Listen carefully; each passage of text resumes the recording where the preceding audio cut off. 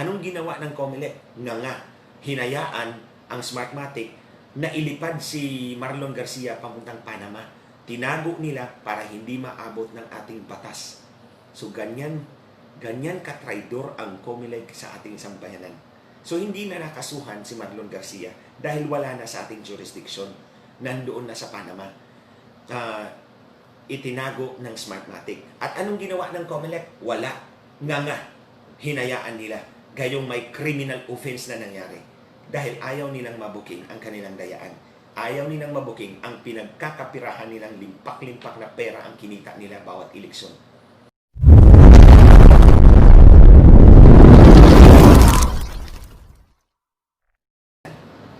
Now, dito tayo. Nalaman na siguro po ninyo na sinakyan ng ating kalaban itong sindikatong COMELEC at cheater killer Smartmatic ang ating panawagan, ang ating suporta sa hybrid election system. May 4 na rason o dahilan kung bakit nila sinakyan ito. Isa-isahin ko po. Una, ulitin ko sinakyan nila ang ating panawagan at suporta para sa isang hybrid election system. Mano-manong botohan, mano-manong bilangan, and then automated transmission. Kaya po hybrid. Kasi yung manual at yung automated kinumbine po natin.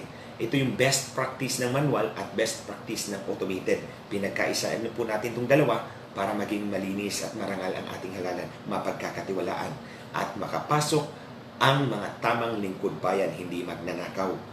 So, ang 4 na rason o dahilan kung bakit nila sinakyan ito, unang-una, dahil nag-utos si Pangulong Duterte. Ang ating mahal na Pangulo, sinabi niya, wag na yung Smartmatic. Natandaan nyo nung nandun siya sa Tokyo, inatasan pa lang niya ang Department of Information and Communications Technology na maghanap ng kapalit kay Smartmatic. Wag na yung Smartmatic na yan. Because dahil sa issue ng dayaan. Una. Pangalawa, nakikita na ng COMELEC na ang public sentiment, ang sentimiento ng sambayanan ay patungo na sa hybrid election system. Nakikita na nila na we are already building the groundswell na papunta tayo sa hybrid election system, so sasakyan nila. Pangatlo, umaalingasaw na talaga ang baho ng Smartmatic. Wala talaga tayong eleksyon na nangyari sa ilalim ng Smartmatic na matiwasay, mapagkatiwalaan at walang duda, walang question. Palaging may duda, palaging may question. So bakit nga ba hindi natin itsapwera yung Smartmatic sa labas ng ating bansa? Natandaan ko po noong 2013, pareho po ang Mongolia at ang Pilipinas. Gumamit po tayo ng Smartmatic. Mongolia, that's a backward country somewhere in northern China. Lumabas po yung linya sa mga ballot images. Kapag ang linya ay tumagos sa oval, kahit hindi mo binoto, bibilangin nyo ng makina para sa kandidato. So, may linya pong lumalabas doon sa oval. So, kung ito yung oval at nadaganan po siya ng linya, ang labas, iboboto bibilangin ng makina kahit hindi mo binoto. Nangyari yan sa Pilipinas, nangyari din po yan sa Mongolia. So after that, wala na pa kong narinig na nakapasok muli ang Smartmatic sa Mongolia. In other words, initsapwera na sila ng Mongolia. Pero ang Pilipinas, paulit-ulit ang COMELEC, naging suki nila si Smartmatic. Kahit pa noong 2013, yun ang nangyari. Noong 2010, yung CF cards na pinalitan at the last minute dahil na-booking na hindi tama ang bilang. Yung 2016, yung kay Vice President Bongbong Marcos na kaso, kinalikot ang server. Ito, yung tao ng Smartmatic, si Marlon Garcia, na siyang kumalikot, kinasuhan yun. Anong ginawa ng COMELEC? Nga, hinayaan ang Smartmatic na ilipad si Marlon Garcia papuntang Panama. Tinago nila para hindi maabot ng ating batas. So, ganyan katraidor ang COMELEC sa ating sambayanan. So, hindi na nakasuhan si Marlon Garcia dahil wala na sa ating jurisdiction. Nandoon na sa Panama. Itinago ng Smartmatic. At anong ginawa ng COMELEC? Wala. Nga, hinayaan nila. Gayong may criminal offense na nangyari. Dahil ayaw nilang mabuking ang kanilang dayaan. Ayaw nilang mabuking ang pinagkakapirahan nilang limpak-limpak na pera ang kinita nila bawat eleksyon. Na pang-apat, itong 2019 elections, natandaan ninyo, 7 oras, walang resulta. Paglabas, tapos na ang eleksyon, wala tayong nakita. Para bang ginagago talaga tayong lahat sa harap. Pinapaniwala nila tayo But now is over. Yung panlili lang nila, tapos na po yun. Didemolish natin yan ngayon. Sasagutin natin sila. Yung pang-apat, sinakyan nila ang ating suporta sa hybrid election system dahil gusto nilang sirain ito. Ito ngayon ang sasagutin natin sa kanila. Gusto nilang sirain. Pinalabas nila na napakamahal ng hybrid election system. Huwag po kayong maniwala dyan, mga kababayan. Sasagutin natin yan ngayon. So, muli, 4 ang dahilan kung bakit sinakyan nila ito ngayon. Itong sindikatong COMELEC at ang cheater-killer Smartmatic. Una, may utos ang Pangulong Duterte. Huwag na yung Smartmatic na yan. Pangalawa, public sentiment papunta na sa hybrid election system. Pangatlo, umaalingasaw na talaga ang baho ng Smartmatic. Basang-basa na po, hindi nakatanggap-tanggap. At pang-apat, gusto nilang sirain ang hybrid election system. Okay. So ngayon, dito tayo sa tangka nilang sirain ang hybrid election system. Pinapalabas ng sindikatong ito noong hearing sa committee ni Senator Amy Marcos. Nagsalita doon si Commissioner Casquejo. Siya ang point man doon, si Casquejo.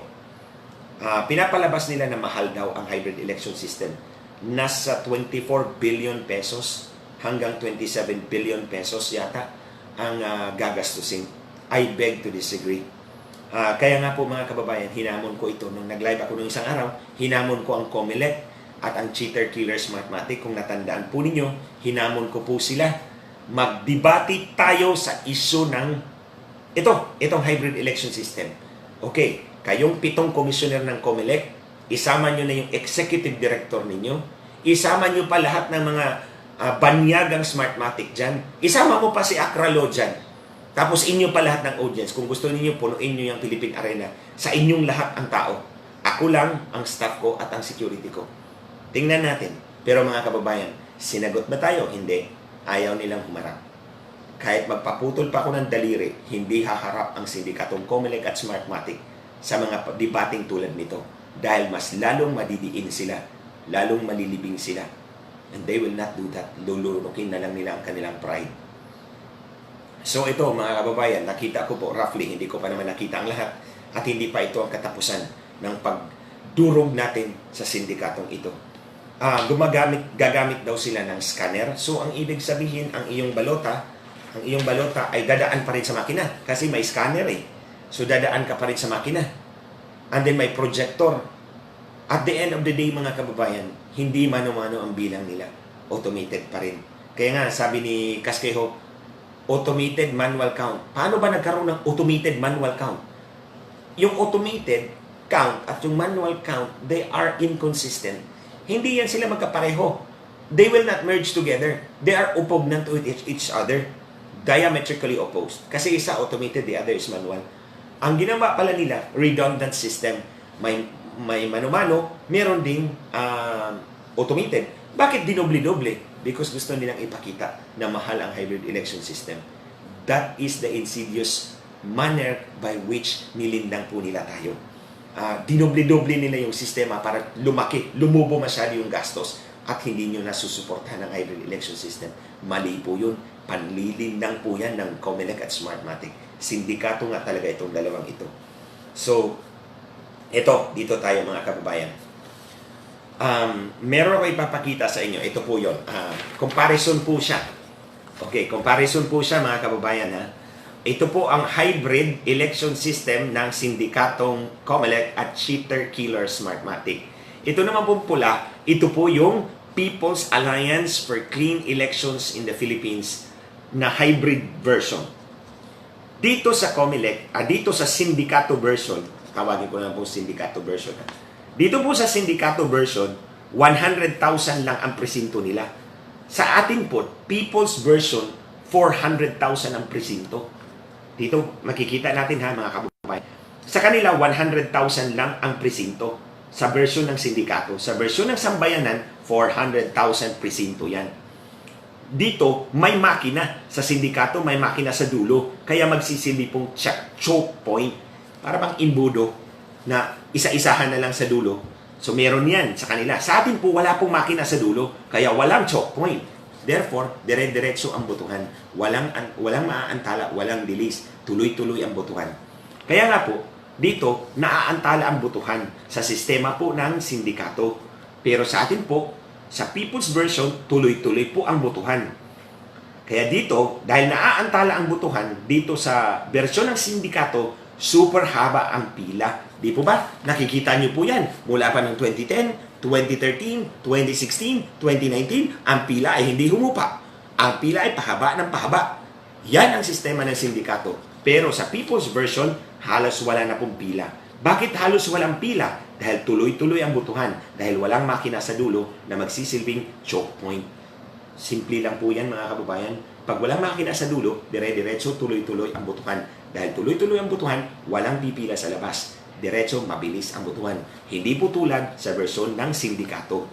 So, dahil dito, may makina sa dulo, may choke point, naaantala ang botohan, at super haba ang pila sa labas, marami ang hindi nakakaboto.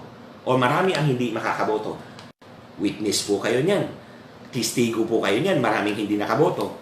Dito naman sa People's Version, dahil walang makina sa dulo, walang choke point, tuloy-tuloy ang botohan, halos walang pila, lahat ay makakaboto.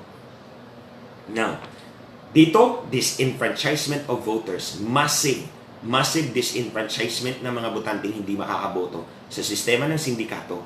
Sa sistema ng People's Version, walang disenfranchisement of voters. Bakit nga pala? Bakit nga pala ganito ang sistema natin? Bakit sa kanila 100 presinto lang? Bakit sa ating People's Version 400,000 ang presinto? Halos apat na beses. For every isang presinto sa kanila, may 4 tayo. Bakit ganun? Bakit kailangan lagyan pa ng makina sa dulo? Dahil po, ganito yan. Mas pabor sa mga magnanakaw ng boto kung marami ang hindi makakaboto. Tandaan po ninyo yan. Pag marami ang hindi makakaboto, mas pabor po yan sa kanila. Bakit? Dahil yung hindi nakaboto ay pwede nilang gamitin ang boto noon para idagdag doon sa mga kandidatong nagbayad sa kanila. For example, 10 ang botante sa presinto. Okay? 10 ang botante sa presinto. Halimbawa lamang. Pero dahil sa haba ng pila, 4 lang ang nakaboto. Yung 6 ay hindi. So, pwede nilang gamitin yung 4 para bumoto. Iboboto nila doon sa kanilang kandidatong kliyente o suki. 2 ang hindi nakaboto. So, originally, 10 ang botante sa presinto, 4 lang ang nakaboto dahil sa haba ng pila. Pero, may 6 na hindi nakaboto. Pwede lang pabotohin itong 4. 2 na lang ang hindi. Paglabas ng resulta, 80% ang 4 bumoto, ang 4 binoto nila. So, 80% ang turnout rate, acceptable. Pero, kung 10 ang presinto, ang botante sa presinto at dahil walang pila, sa People's Version ng hybrid election system, 8 ang bumoto, 2 na lang ang hindi. Patay na siguro. Saan pa sila kukuha? Saan sila huhugot ng magic votes? Wala na silang huhugutan ng magic votes kasi kung iboto nila ang 2, 100% ang turnout. Hindi believable. Hindi ka panipaniwala. You get what I mean? Naintindihan po ninyo? Ulitin ko. Sa hybrid election system na walang pila, ang mga botante ay makakaboto. Walang pila, mabilis ang botohan. So, halimbawa, sa kada 10 na botante, 4 ang makakaboto, 2 ang hindi. Malamang, patay na. So, yung mga magnanakaw ng boto, hindi nila magagamit itong 2. Dahil kung gagamitin nila ito pagpandaya, 100% ang turnout. Hindi po ka panipaniwala. Pero sa sistema po ng sindikato, kada 10 boto, 4 lang ang makakaboto dahil sobrang haba ng pila. So, yung 6, 2 ang hindi makakaboto, iboboto nila yung 4. At yun ang gagamiting pandaya. Kaya, malaking negosyo, cottage industry, pero bilyon-bilyon po. So, kaya po, sa hybrid election system natin, People's Version, pinag-isipan talaga natin kung paano hindi na makapandaya ang COMELEC at paano hindi na maibibenta ang mga posisyon sa gobyerno. Itong massive disenfranchisement of voters, dito posibleng kukuha ng maraming botante. Hindi sila nakaboto, pero pwede silang iboto ng sistema dahil hindi natin nakita kung paano binilang ang ating boto. Si makina lang ng Smartmatic ang marunong. Ang makina lang ng Smartmatic ang marunong kung paano niya binilang ang boto. Paano niya inallocate yung boto ayon sa balota mo. O pwede niyang baguhin yon. Now, yung mga hindi nakaboto, pwedeng idagdag yon. Dahil nga, hindi natin nakikita at hindi natin nababantayan. Kahit pa sobrang dami na nating magbabantay, wala tayong makikita dahil automated lahat. Kaya nga po gawin nating manual, mano-mano. Ang pagbilang ay tara system na nakikita ng sambayanan para wala na mong makapandaya. Now, ito ang pinakamalaking diferensya ng hybrid election ng sindikato at people's hybrid election system. Dito, sa sistema ng sindikato, ang pera ng bayan ay napupunta lamang kay cheaters, killers, smartmatic. Kasi sila ang babayaran, di ba? Sa kanilang makina, sa kanilang serbisyo. Siyempre, babayaran sila. Kaya ang pera ng bayan ay napupunta kay cheater, killer, smartmatic. Pero dito sa ating hybrid people's version ng hybrid election system, ang pera ng bayan ay napupunta kay nino? Sa mga guro at election inspectors sa ating mga kababayang Pilipino. So ngayon, dyan pa lang, tanungin ko kayo, saan kayo pipili? Ang pera ninyo ibabayad lamang kay cheater, killer, smartmatic o ibibigay natin sa ating mga guro at mga board of election inspectors? Ito, dito. Proceeding from that, mga kababayan, ito, ipapakita ko po sa inyo ang diferensya. Ito ang hybrid election system ng sindikatong Comelec at Smartmatic. Ang pera ng sambayanan ay ibabayad kay Smartmatic, bayad sa mga makina at serbisyo nito. Pagkabayad kay Smartmatic, dadalhin na yan sa ibang bansa o kung sino man ang may-ari ng Smartmatic. Ang Smartmatic po ay naka-headquarters sa United Kingdom, sa London. So, ang pera ng Pilipino ay napupunta sa London. Kung sino pa man ang may-ari, ibabahagi yun sa kanila, dadalhin nila sa kanilang ekonomiya, sa kanilang bansa, sila ang magbibenepisyo. Pero, kung dito tayo sa hybrid election system ng People's Alliance, o sabihin ko na ng People's Version, ang pera ng sambayanan, 1.2 million guro ang kailangan natin. 1.2 million. Kasi 400,000 ang presinto natin, di po ba? Sabi ko, 400,000 ang presinto, tatlong Board of Election Inspectors yan. 400,000 times 3 is 1.2 million. So, kailangan po natin 1.2 million guro at mga kasapi ng BEI. So, ang pera ng sambayanan na pupunta sa ating kapwa Pilipino at sa ekonomiya ng Pilipinas ito iikot. So, ang Philippine economy ang mabibiyayaan. Ang ekonomiya po natin ang mabibiyayaan. Kasi dito po nila gagastusin ang perang sinahod po sa kanila. So, dahil dito may negosyo, may trabaho, at dito lalago ng mas mabilis ang ekonomiya ng Pilipinas. So, ngayon, saan tayo tataya? Papalaguin natin ang ekonomiya ng ibang bansa o unahin natin ang sarili natin at ang mga kababayan natin, lalong-lalo na sa panahon ng COVID. Muli, i-explain ko po uli sa inyo.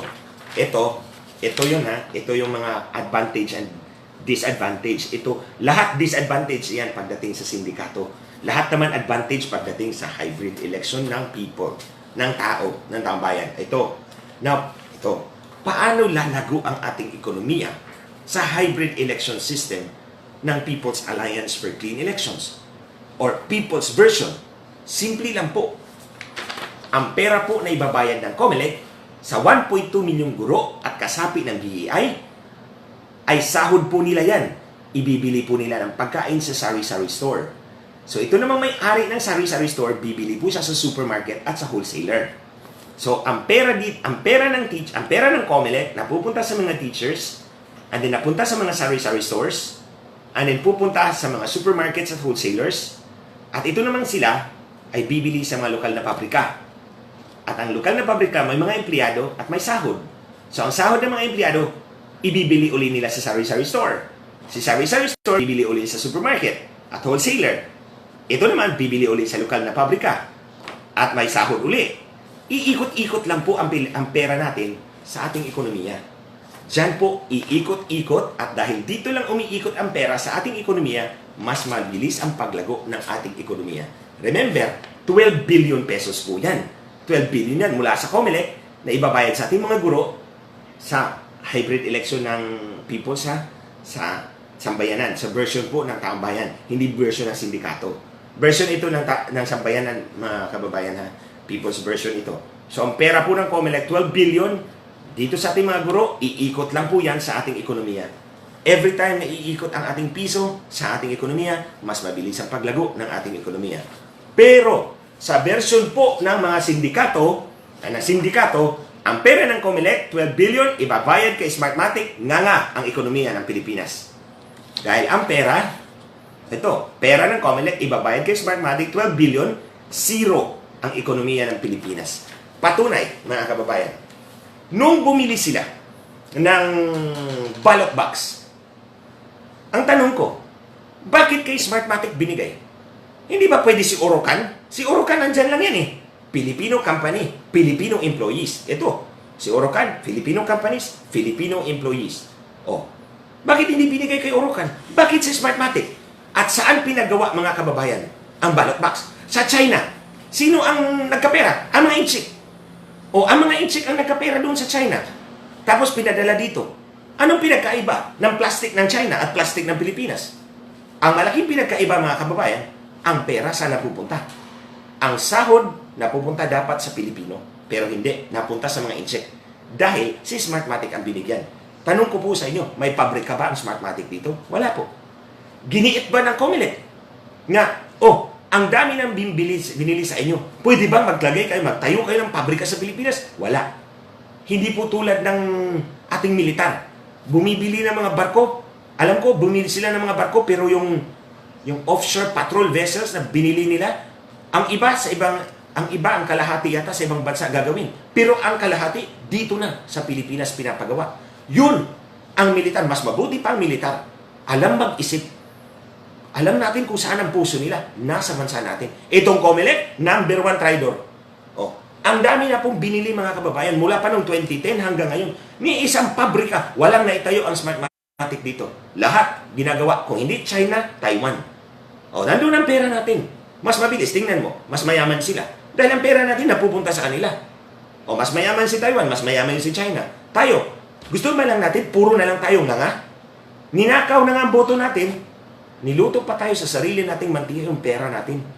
Hindi pa lumalago ang ekonomiya natin. Walang benepisyo talaga. Maniwala kayo, mga kababayan. Pagdating sa COMELEC, itong cheater killer Smartmatic, no benefit to our economy at all. Siyempre, ang nagkapera, akralo, yung mga opisyal dyan na babayaran, mga traidor, yun. Pero ang taong bayan, wala po tayo sa equation nila. Kaya po, mga kababayan, ito pinapakita ko po sa inyo para mas maintindihan nyo po na hindi lang po balota, hindi lang po papel ang nawawala sa atin. Hindi lang po papel, hindi lang po balota, hindi lang po boto, hindi lang po kinabukasan. Potential na trabaho at paglago, mas mabilis na paglago ng ating ekonomiya nawawala sa atin. Napupunta sa mga incheck, sa mga Taiwanese o kung sino si mga Pohodas, Poncio Pilato dyan. Dahil ito ang kalakaran nila. So ngayon, hayaan lang ba natin na magpatuloy ito? Ninakaw na nga ang boto natin. Ang pera natin wala pang saysay, napupunta sa ibang tao, napupunta sa kanila. Kaya, mga kababayan, sa inyong harapan, uulitin ko po ang aking hamon dito sa COMELEC at Smartmatic, itong sindikatong COMELEC at cheater killer Smartmatic. Magdebate tayo publicly sa inyo lahat ng audience. Sige, sa inyo lahat ng audience, ako lang mag-isa. Kayo lahat dyan, maglampungan kayo lahat. Tingnan natin. Pero mga kababayan, hindi tatanggapin yan ng COMELEC at Smartmatic. Takot lang nila. Ito pa, hinahamon ko sila. Kasuhan niyo ako kung hindi totoo ang sinasabi ko. Pero hindi rin nila gagawin yun, mga kababayan. Dahil alam nila may pinagbabasihan ako sa lahat ng sinasabi ko. At ang hindi nila alam kung anong pinagbasihan ko, baka bumulagta sila. Ito nga, sinabi ko sa inyo, ang eleksyon binibenta talaga. Sino bang magpapatunay dyan? Ako mismo.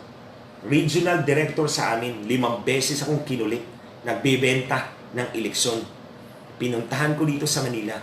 Diyan sa Fort Bonifacio, yung Starbucks dyan sa 32nd Street yata. Basta ang alam ko, 2 palapag yun eh. Nasa baba kami. Kasama ko yung pulis kong escort dati. At si Richard Santillan. Nagkasama kami. Pinaupo ko sila malapit kung saan kami, ako at yung go-between ng Smartmatic COMELEC Syndicate. Yung sindikatong ito. Ang pinag-usapan namin magkano sa congressman at governor. At ang sabi ko sa kanya, kilala naman siguro ninyo ako kung sino ako. Kalaban ninyo ako. Tatanggapin nyo ba ang pera ko? Ang sabi po sa akin ng go-between nila, give me 1 week, bigyan nyo ako ng 1 linggo, kukontakin ka namin kung okay. Ang lingwahe na ginamit namin ay waray. Dahil yung abogado na yon ay galing din sa Samar. Malapit siya kay Sixto Brillantes. So naniwala ako na may alam siya. Kasi chairman si Sixto Brillantes at that time. After 1 week, hindi na po tumawag. Siyempre, alam nila, bibitagin ko lang sila.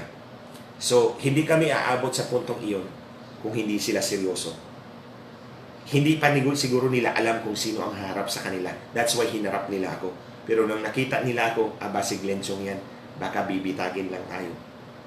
So, ito, shinare ko po sa inyo lahat mga kababayan. Dahil ako, in my own self, sigurado ako sa mga pinagsasabi ko. Kapag sinabi kong dinadaya ang ating eleksyon, dinadaya yan. At kapag sinabi kong pinagbibenta ang mga posisyon sa ating gobyerno, elective positions, binibenta yan. Kaya, hindi yan sila. Kahit ano pang hamon ko rito, puputok na yung ugat ko sa liig. Sa kakasigaw, hindi yan tatanggapin nila. Takot lang nila. So, mga kababayan, I will continue to pound on this syndicate. Patuloy ko po itong dudurugin sa inyong harapan.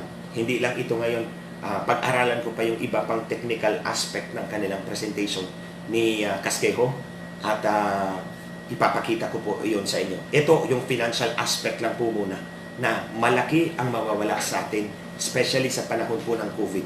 Nangangailangan po ating mga kababayan ng pera, ng sahod. Huwag po nating ibigay sa Smartmatic. Ibigay po natin sa ating mga guro at sa ating mga kasapi ng Board of Elections. Sa ating ekonomiya lang iikot ang pera at mabilis ang paglago ng ating ekonomiya. So, alam nyo mga kababayan, kahit ilang beses ko pang hahamunin itong sindikatong COMELEC at cheater, killer, Smartmatic, hindi nila ako kakasuhan at hindi sila haharap sa isang public debate. Dahil alam nila, I have 10 years worth of experience and materials and information, hindi lang dito out in the field na hindi ko pinalabas because I'm preparing for that day na maging desperado sila. Pero hindi ko po in-expect na aabot po sa punto ng dahas at pagpatay. At yun nga po, pinatay po, tinorture, pinahirapan, pinatay si Richard Santillan, ang aking kinakapatid. Dahil gusto nila akong saktan, gusto nila akong takutin, they want to crush me, they want to destroy my spirit. But then, hindi nila alam, my Diyos. Probably God has given me so much inner strength that I can survive, and I survive. So, ginamit nila ang mga pulis para hindi ako umalma at wala akong chance na lumaban. Pero po mga kababayan, sa inyong tulong, nagawa po natin ito. Marami pong salamat sa inyo nung panahon na nag 1 million candle rally tayo sa Quirino Grandstand for Richard Santillan sa kanyang ika-14 na pong araw ng pagkamatay. Nakita po nila yun. And now, patuloy tayong lalaban sa kanila. Ito, bilang panghuli, address ko naman po ito dyan sa mga konsentidor sa Police Regional Office 4A. Hiningi ko po kay Colonel Depositar ang record po ng kaso ni Richard Santillan. Ebidensya po ang pinag-uusapan natin dito, Colonel Depositar. 3 beses ko na pong hiningi ito sa inyo, pero ayaw nyo talagang ibigay. Kayo dyan talaga sa Police Regional Office 4A, Calabarzon. Diba? Sabi ko, yung pagpatay kay Prosecutor Sinados, dyan kayo magsimula, mag-inquire sa Laguna, sa teritoryo ni Pitalio, Colonel Pitalio, ang Provincial Director dyan. Kasi dyan galing ang mga mamamatay tao na tumambang kay Prosecutor Sinados. Yung prosecutor din na nakabangga ng mga pulis na pinatay din in broad daylight. Sharpshooter ang pumatay nito. So kayo dyan sa Pro 4A, alam niyo kung sino sharpshooter? Sharpshooter ang pumatay kay prosecutor. Siya lang ang natamaan. Yung kasama niya hindi na natamaan dahil sharpshooter ang pumatay. Galing din dyan. Kasi Rizal yun eh. Tapos ito ngayon, kay Richard Santillan, Rizal din. So nandyan talaga, pasensya na. Ang pinakamarami sigurong tiwaling pulis ay nasa Pro 4A. Police Regional Office 4A, Calabarzon. Nandyan, ang pinakamarami. Yung 17 na pumatay kay Richard na hindi pa sumuko, yung isa na tigok na, yung dalawa sumurrender, nandyan din nagtatago. At hindi isusurrender ng pulis yan. So patunay yan sa inyo mga kababayan na itong mga tiwaling pulis, mga sindikato itong nasa loob mismo ng Philippine National Police at pinagsiswelduhan ng taong bayan. But one day, mababago din yan. Kailangan po nating magtulungan. Kaya ikaw, depositar, Kernel, ikaw yung pangsyam na Kernel na kakasuhan ko. Hindi na kita susulatan, doon na tayo sa ombudsman magkikita. Sinabi mo sa akin na hindi mo ibibigay ang mga hililing ko dahil ang constitutional right ko to access public information, the right to access public information is subject to limitations provided by law. Law ang sinabi mo. Pero anong nilagay mo dito sa sulat mo? Administrative regulations. Therefore, ang administrative regulations na sinasabi mo, Kernel Depositar, does not apply to my constitutional right because only legal limitations are provided for under the Constitution. Walang pinag-uusapan na administrative rules and regulations. So therefore, doon tayo sa ombudsman magkikita. That's the end of it for you. So mga kababayan, hanggang sa susunod po muli, sagutin po natin yung iba pang panlilinang, durugin po natin. So you might see already Spanish translation, kung may Spanish na po dyan sa ating post, we will endeavor na itong video na ito could also be made available in Spanish, Portuguese, Malaysian, and bahasa Indonesia. Kasi ito po yung market ng sindikato. Paduguin po natin ang sindikato ito mga kababayan. Magkaisa po tayo, paduguin po natin para lumabas ang kanilang pera, pambayad sa mga politiko, sa mga opisyal na tatraidor sa bayan, pambayad sa mga kolumnista, sa mga news editor para pagtakpan ang katotohanan. Palabasin po natin ang kanilang pera at pagdating sa panahon na babawi sila sa kontrata, haharangin natin sila para hindi na po sila makabawi. That's the only way. Remember, this is a business. Kapag lugi ang negosyo, mawawala ang Smartmatic. Let's make it that way. Lulugiin natin sila para pakawalan nila tayo dito sa ating bansa at maging malaya tayo. Bawiin natin ang ating kinabukasan, ang ating bansa mula sa kanilang pagsakal sa atin. Marami pong salamat sa inyong pagsubaybay sa issue na ito. Marami pong salamat sa inyong mga comments at sa inyong engagement. Malaking tulong po ito ang pag-share, ang pag-comment, pag-like para mas marami pa po ang makakarinig, mas marami pa po ang makakaalam. I wish you all the best mga kababayan. God bless us all. Maraming salamat. Thanks for watching. Don't forget to subscribe and hit the notification bell.